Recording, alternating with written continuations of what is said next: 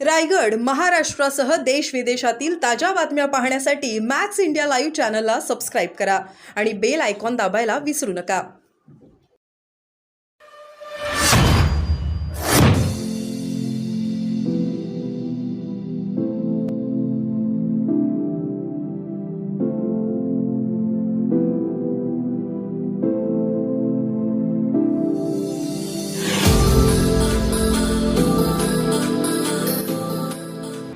आजच्या बैठकीमध्ये मला इथे दिसतोय की मी त्या दिवशी एका शिबिराला आलो असताना मी काय म्हटलं होतं, काय सांगितलं होतं आणि कशा प्रकारची बैठक लावली.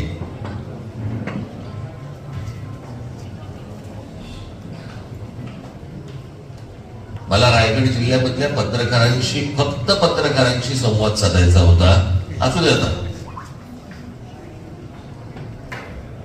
परंतु त्याला काहीतरी एक जमीन परिषद वगैरे असल्या काहीतरी गोष्टींची नावं देऊन ते काही जाहीर करायच्या गोष्टी नव्हत्या या.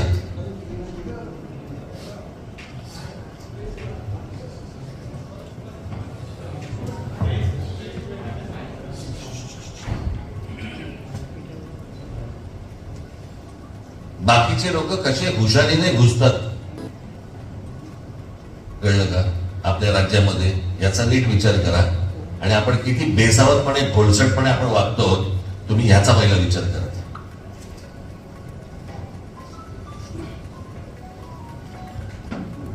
ही काही जाहीर सभा नाहीये. हे तुमच्यावरती येणारं, होणारं, आपल्यावरती, महाराष्ट्रावरती होणारं जे आक्रमण आहे,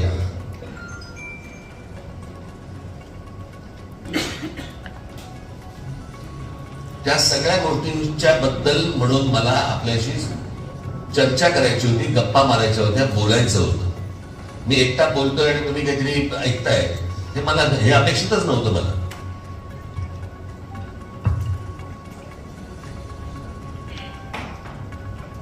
पण पत्रकार म्हणून जर एखादी बातमी, एखादी कोणाला तरी सांगितली तर तो म्हणतो नाही रे, असं नाही आहे. आता म्हणतो हो, मी खरं सांगतो तुला, मी पेपरमध्ये आलंय. पेपरमध्ये आलंय याचा अर्थ ती ऑथेंटिक बातमी आहे, त्याच्यावर माझा विश्वास आहे, म्हणून मी तुम्हाला सांगतोय. म्हणून तुमच्यावरती किती मोठी जबाबदारी आहे पत्रकार म्हणून, आणि तुम्ही या रायगड जिल्ह्यामध्ये कोणती भूमिका निभावली पाहिजे याच्यासाठी म्हणून मला आपल्याशी चर्चा करायची होती. परंतु मी आताचे समोर सगळे पत्रकार जे बघतोय, माझे बांधव भगिनी जे बघतोय, ते माझं बोलणं मोबाईल मध्ये रेकॉर्ड करण्यातच इतके मशगूर आहेत की मी तुम्हाला सतत एक गोष्ट सांगायची की तुमच्या पायाखालची जमीन निघून चालली आहे याचा आपल्याला, आपल्या मराठी माणसाला अंदाज आहे का?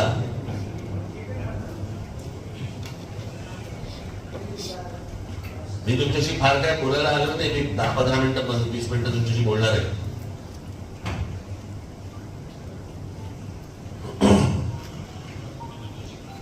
मी त्याशिवाय माझ्या शिबिरामध्ये मी जेव्हा सांगितलं की ज्या ज्या वेळेला महाराष्ट्रामध्ये, खास करून महाराष्ट्रामध्ये, बाकीच्या राज्यांमधले त्यांचे नेते ते तयार असतात, अलर्ट असतात, ते त्यांच्या माणसांचा पहिला विचार करतात. आमच्याकडे तो होत नाही. मी आत्ताच वरती एका अधिकाऱ्याशी बोलत होतो. त्यांनी मला काही नावं सांगितली, गावांची नावं सांगितली. ती बोलली, ही गावं संपली येतात, अलिबाग आणि ह्या सगळ्या आजूबाजूच्या जवळपासची जी काही गावं आहेत संपली, गेल्या जरी त्यांच्या. माणसं कुठे गेली?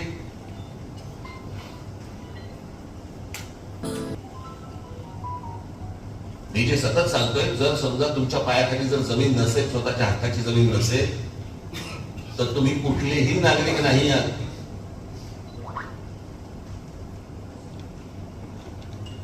मला कल्पना आहे या गोष्टीची, प्रत्येकाला पैशाची गरज आहे, प्रत्येकाला काही ना काहीतरी गोष्टीची गरज आहे, प्रत्येकाचा परिवार वाढतोय, मोठा होतोय, मुलं मोठी होत आहेत, त्यांना पैशांची गरज आहे, शिक्षणासाठी पैशांची गरज आहे. मी जमीन ठेवून करू काय? पण या सगळ्या गोष्टीमध्ये ह्याची पूर्ण कल्पना आहे. बरं, तुमची जमीन आहे ती, तुमची वैयक्तिक प्रॉपर्टी आहे ती विकावी का न विकावी हा माझा विषय नाही आहे. पण उद्या तुम्ही ती विकल्यानंतर ती कोणाच्या घशात जाते? नंबर 1. तुम्हाला त्याचा मोबदला व्यवस्थित मिळतोय का? पण ज्या प्रकारचे दलाल आता आपल्याकडे जे फिरत आहेत ते सगळ्या ठिकाणी तेच फिरत असतात. पुण्यात काय आणि पुणे काय, बरं बहुतांशी मराठीच असतात. त्यामुळे आपल्या लोकांचा विश्वास बसतो. एक डोळ्यात लाईट वगैरे मारून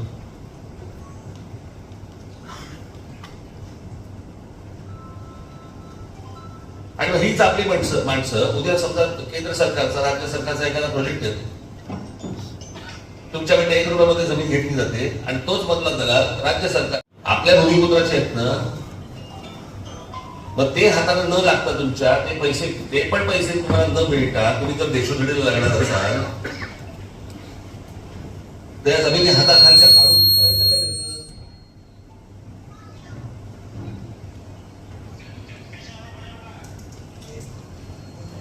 मी त्या दिवशी जे सांगितलं, जगामधला कुठचाही तुम्ही इतिहास तपासून बघितला तो भूगोलाशिवाय नाही. जमीन हडप करणं एवढाच फक्त भाग होता. आज ट्रान्स हार्बर सुरू झाला, ही रोरो सुरू झाली आहे. उद्या हे रस्ते तुमच्या जमिनी जाणार हातात बाबांनो. आज तुम्ही जर दुबईमध्ये गेलात, अनेक अशी ठिकाणे मी तुम्हाला सांगू शकेन, परंतु खास करून तुम्हाला माहिती असतं म्हणून दुबईला गेलात आणि तर समजा तुम्ही व्यवसाय करायचा ठरवला, जमीन तर दूरची गोष्ट, व्यवसाय करायचा ठरवला तर तुम्हाला तिकडचा एखादा अरबाला पार्टनर म्हणून घ्यावा लागतो. मग जर समजा उद्या रायगड जिल्ह्यामध्ये जर समजा अशा प्रकारची कुठचे व्यवसाय येणार असाल, का नाही तुम्ही पार्टनरशिप मागत? शक्य असतात. मी तुम्हाला ऑप्शन सांगतोय. उद्या पुढच्या तुमच्या सगळ्या पिढ्यांचा विषय संपून जाईल, विषय आटकून जाईल. किंवा नाही येत आहेत पैसे, माझं घर पण आहे इथेच आहे, मी माझ्या गावातच राहतोय, बाकीच्याही गोष्टी मला मिळत आहेत.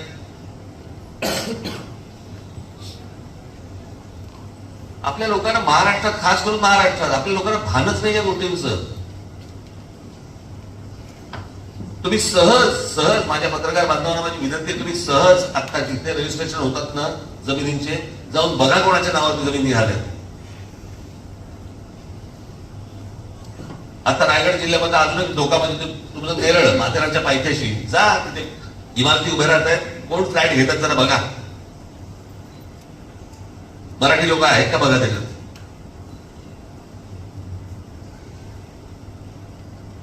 हा सगळा कर्ज, खालापूर आणि हा सगळा पट्टा गेला, जातोय हातात.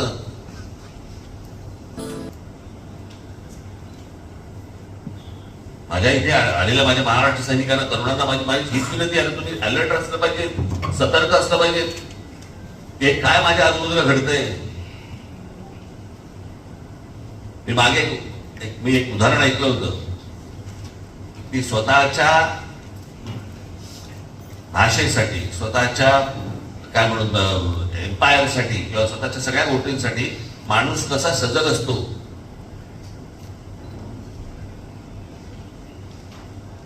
तुम्हाला एक उदाहरण म्हणून मी फक्त तुम्हाला सांगतो की एकदा काय म्हणतो, त्या वेळेला ज्यावेळेला सुरतेवरती जेव्हा स्वारी झाली महाराजांची, तेव्हा महाराज सुरतेच्या बाहेर होते आणि तिथून महाराज पत्र पाठवत होते, अनेक व्यापाऱ्यांना अनेकांना पत्र पाठवत होते. तेव्हा तिकडे ईस्ट इंडिया कंपनी होती, तिची वखार होती आणि त्या ईस्ट इंडिया कंपनीच्या वखारीचा जो प्रमुख होता त्याचं नाव होतं जॉर्ज ऑक्झेंडन. मी तुम्हाला जॉर्ज ऑक्झेंडन मुद्दा म्हणून तुम्हाला नाव सांगितलं. तुम्ही सगळ्यांनी जर शिवराज्याभिषेकाचा सोहळ्याचा जर चित्र पाहिलं असेल तर त्याच्यामध्ये जो इंग्रज अधिकारी महाराजांना मुद्रा करतोय ना, तो हेनरी ऑक्झेंडन, त्याचा हा चुलत भाऊ. त्याच्या हाताखाली काही 400-500 माणसं होती. महाराजांची पत्र गेली ज्यावेळेला व्यापारात गेली त्यावेळेला ह्या ईस्ट इंडिया कंपनीला पण पत्र गेलं. त्याने पत्र पाठवलं की आम्हाला तुम्ही जे सांगताय ते आम्हाला मान्य नाहीये, आम्ही ते काही करणार नाही. मग काही व्यापाऱ्यांनी पण तसंच सांगितलं. त्यावेळेला तिकडे औरंगजेबाचा जो वजीर होता, तिथला जो माणूस होता, त्याचं नाव होतं इनायत खान. त्या इनायत खानने त्याचे वकील पाठवत होता. तो महाराजांचा वकील जायचा, त्यांचा वकील यायचा. एके दिवशी त्यांचा वकील आला, तर तो वकिलावरती हल्ला होत नसतो किंवा करायचा नसतो, पण तो जो वकील आला त्यांनी महाराजांवरती हल्ला केला, जीवघेणा हल्ला केला आणि तो जेव्हा जीवघेणा हल्ला झाला त्याच्यानंतर महाराजांनी सर्व मावळे आपल्या आतमध्ये घुसले सुरतेमध्ये. त्याला हा इनायत खान तिकडच्या सुरतेच्या डोंगरावरती पळून गेला त्याच्या सगळ्या सैन्यासह आणि सुरत अख्खी मोकळी पडली.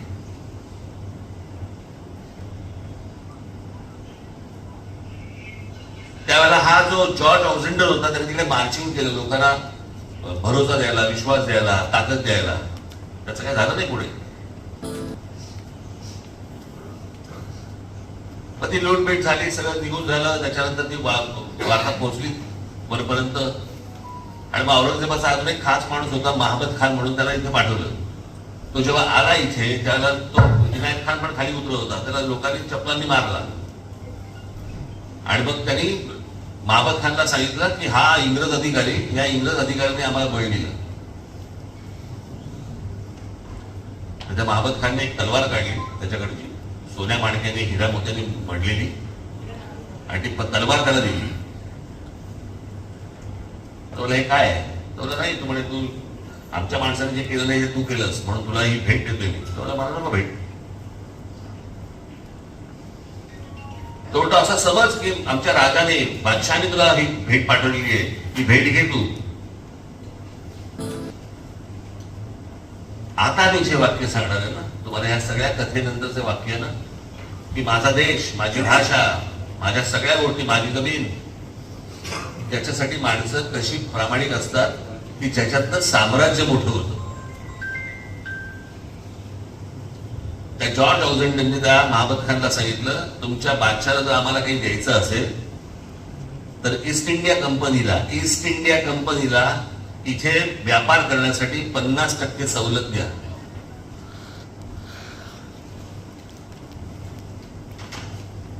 साम्राज्य असं वाढत असतं.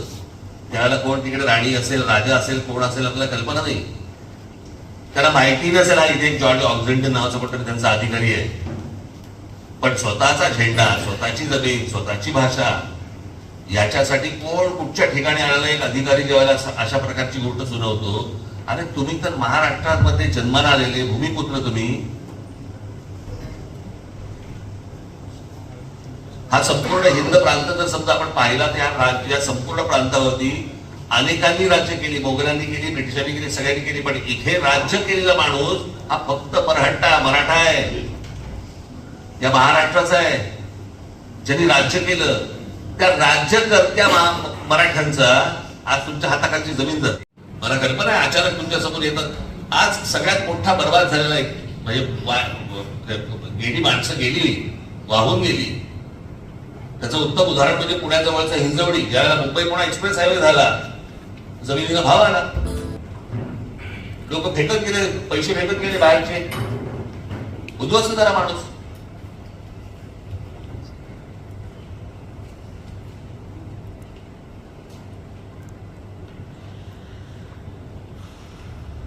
मला या सगळ्या गोष्टींसाठी म्हणून मला काही गोष्टी करायच्या आहेत, त्याच्यासाठी म्हणून मला तुमच्याशी काही गोष्टी खाजगीत बोलायच्या होत्या.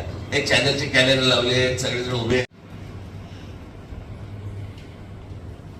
आज ज्या ज्या गावामध्ये, ज्या ज्या तालुक्यामध्ये तुम्ही आहात, तिकडचे जे तरुण आहेत त्या तरुणांबरोबर तुम्ही बोललं पाहिजे.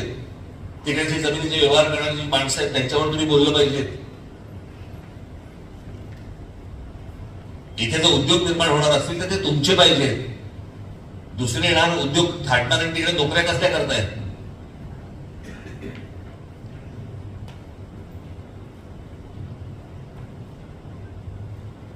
आज मी अशी अनेक मुलं मी बघत असतो. पुण्यामध्ये एक नवीन रेस्टॉरंट आलंय पुण्यामध्ये. काय रेस्टॉरंट आहे? काश्मीरी रेस्टॉरंट.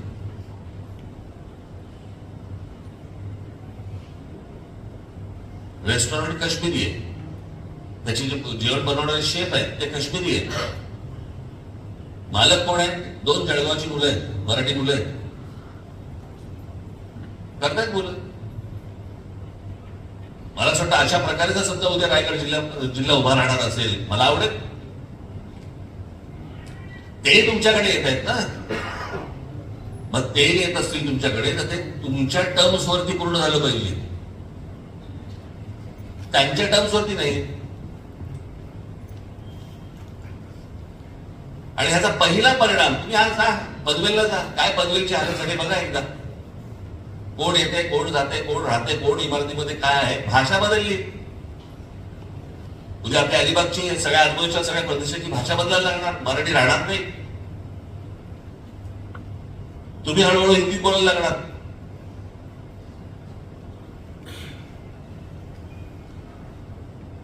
मी ह्या ज्या धोक्याच्या सूचना देतोय हे सगळं मुंबईत झालंय, हे पुण्यात होतंय, ठाण्यात होतंय. मी ठाणे जिल्हा मगाशी म्हटलं तुम्हाला, ठाणे जिल्हा हा एकमेव जिल्हा आहे जगात, कुठे भारतात नाही जगात, की तिकडे सर्वाधिक बाहेरून येणाऱ्या लोकांची लोकसंख्या आहे.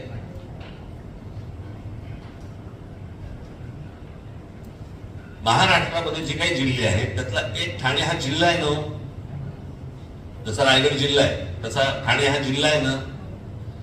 रायगड जिल्ह्यामध्ये महानगरपालिका किती आहे? महानगरपालिका एक. ठाणे जिल्ह्यात 7 महानगरपालिका. तिथल्या लोकांनी लोकसंख्या वाढवली. बाहेरून जे बदा जे लोक रोजच्या रोज येत आहेत याच्यातनं लोकसंख्या त्या शहराची वाढत वाढत त्या नगरपालिकांच्या महानगरपालिका झाल्या जातात. 7 महानगरपालिका असलेला एक तरी जिल्हा तुम्हाला भारतात तरी आहे का? तुमच्या लक्षात येते की हे काय प्रकारचं आक्रमण आपल्यावरती होत आहे, काय प्रकारची लोक आपल्याकडे येत आहेत. आणि दुसरी येणार नाही येत ते, त्यांच्याही कदाचित भागात नसेल, त्यांच्याही लक्षात नसेल, परंतु ते येता येता येता पुढे होतं असं की तुम्ही तुमचं सत्व सगळं विसरून जाता. तुम्हाला त्याचं जर भान आता नसेल तर तुमच्या हाताखालीनं सगळं गेलेलं असेल. आणि मी त्या दिवशी जे वापरलेलं वाक्य आहे त्यानंतर तुमच्याकडे फक्त कपाळावरती पश्चातापाचा हात मारणं याच्या पलीकडे काही नसणार. तुम्हाला वाटेल मी घाबरवतोय का? हो, मी तुम्हाला घाबरवतोय, तुम्हाला धोका सांगतोय, भीती सांगतोय. तुम्हाला हे बाकीच्या कुठच्याही राजकीय पक्षाची लोक येऊन सांगणार नाहीत, कारण त्यांचे व्यवहार ठरलेले असतात. माझा व्यवहार नाही याच्यात.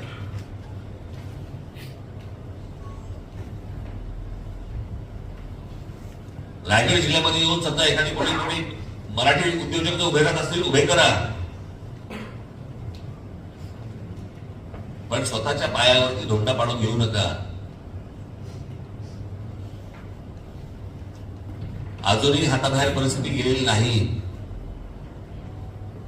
पण ती पुढच्या 4-5 वर्षातच जाईल. फार वेळ लागणार नाही त्याला. म्हणून मी तुम्हाला सांगायला आलोय, डोळे उघडे ठेवा, कान उघडे ठेवा, तोंड बंद ठेवा. आणि जे म्हणून तुम्हाला रायगडसाठी जे जिल्ह्यासाठी जे करता येईल, महाराष्ट्रासाठी जे करता येईल त्या गोष्टी तुम्ही अत्यंत सावधपणे चलाखीने या गोष्टी तुम्ही केल्या पाहिजेत. तेवढ्यासाठीच मला येऊन मला भेटायचं होतं. या उपर माझी तुम्हाला सर्वांना विनंती आहे की जर मी तुम्हाला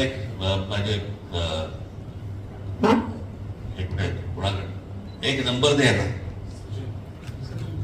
एक कुठचा नंबर द्यायला, याच्या व्यतिरिक्त जर समजा तुम्हाला माझ्याशी काही पर्सनली बोलायचं असेल, आपण कृपया आपलं नाव आणि काय जो विषय असेल तो फक्त मला सांगावा, मी आपल्याशी संपर्क करतो. ठीक आहे? आपल्याला काही बोलायचं माझ्याशी?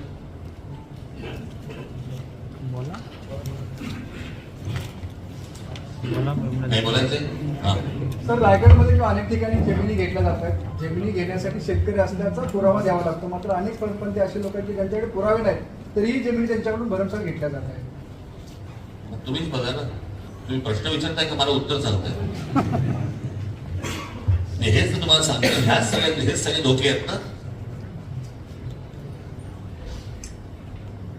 तुम्हाला गंमत सांगतो, आता एक काश्मीरमध्ये 370 कलम रद्द केलं.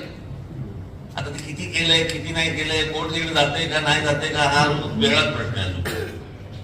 बरं का, 370 कलम म्हणजे काय? तिकडे जाऊन तुम्ही जमीन विकत घेऊ शकत नाही, बरोबर ना? हो की नाही? हिमाचल प्रदेशमध्ये जाऊन घेऊन दाखवा मला.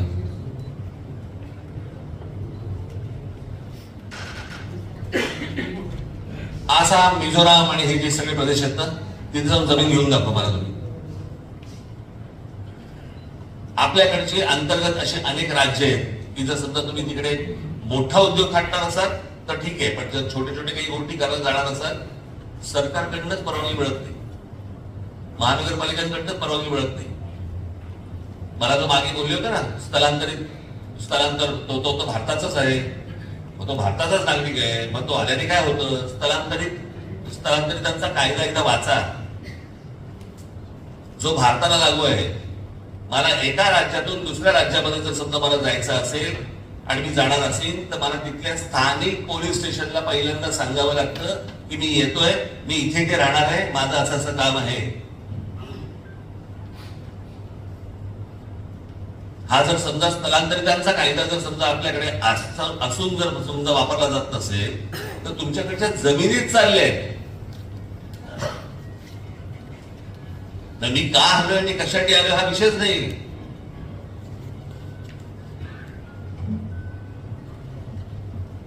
आणि एकदा शेवटचं सांगतो, तुमची हक्काची पायाखालची जमीन एकदा का गेली ना ती परत येणार नाही. बोला साहेब, एखाद्या भूमाफियांकडून जर शेतकऱ्यांची फसवणूक झाली असेल तर त्यांना न्याय मिळवून देण्यासाठी मनसेकडून काही व्यासपीठ म्हणून मी आता ती काही गोष्ट सांगत नाही बरं का. मला ज्या प्रकारची बैठक अपेक्षित होती त्याच्यामध्ये मी बोललो असतो, परंतु आता मला ह्याच्यात काही बोलायचं नाही. माझ्याकडनं काम होईल, तुमच्यापर्यंत पोहोचेल.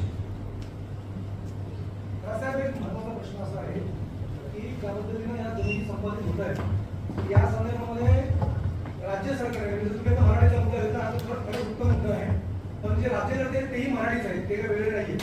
तर त्यांनी अशा प्रकारचा पुढाकार जे कोणी राज्यकर्ते पुढे येतील म्हणजे आता आहे आणि त्यानंतर खेळण्याचे सरकार आहे तेही मराठीच असतील, त्यांनी अशा प्रकारचा पुढाकार घेऊन असा काही कायदा आणावा की इकडचे जे लोक आहेत म्हणजे ज्या पद्धतीने लोकांना अजूनही जमिनी विकल्या जातात, कुठले प्रोजेक्ट काहीच समजत नाही, आपल्या शासनाला ते बरोबर माहिती असतं 2 वर्ष आधी. याचं कारण त्यांचेच पैसे आहेत. तुम्ही जर नीट काढून बघितलं ना, आता नाणारचं जे प्रकरण झालं माहितीये, सगळे मराठी लोक होते बरोबर. आपल्याला कळलं कोणतरी गुजराती आहे, कोणतरी मारवाडी आहे, कोणतरी गायत्री आहेत, नंतर कळलं की ते फक्त फ्रंट आहेत.